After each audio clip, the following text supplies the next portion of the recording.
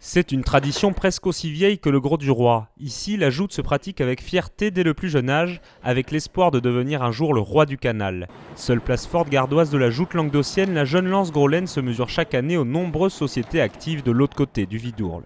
Les joutes ont toujours existé, depuis 1800 et quelques années, mais en fait le tournoi se faisait exclusivement le 15 août.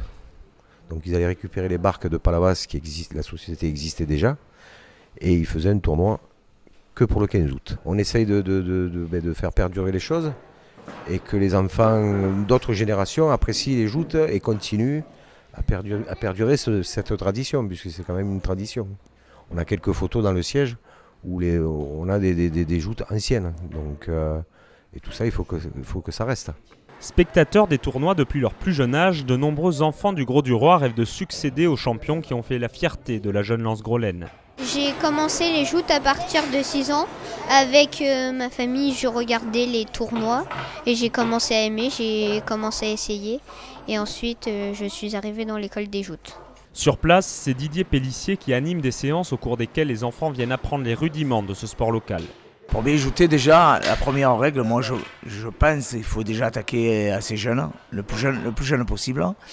Et puis surtout, il ne faut pas avoir peur. Après, toute la technique, c'est en pratiquant, il faut pratiquer.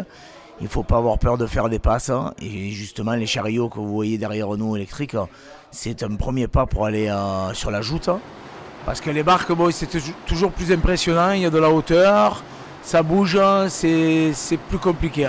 Alors que les passes ne durent en général que quelques secondes, la force et le poids des jouteurs sont bien sûr prépondérants, mais insuffisants pour garantir la victoire. Victor, 9 ans et demi, nous dévoile la recette du succès. Il faut se baisser au moment de l'impact et il faut bien viser son partenaire. Parce que si vous visez mal son pavois, vous risquez d'être disqualifié. Pendant tout l'hiver, les apprentis jouteurs s'entraîneront sur chariot dans une salle aménagée pour la pratique, avant de retrouver le canal cet été avec un seul objectif en tête, ne pas tomber à l'eau.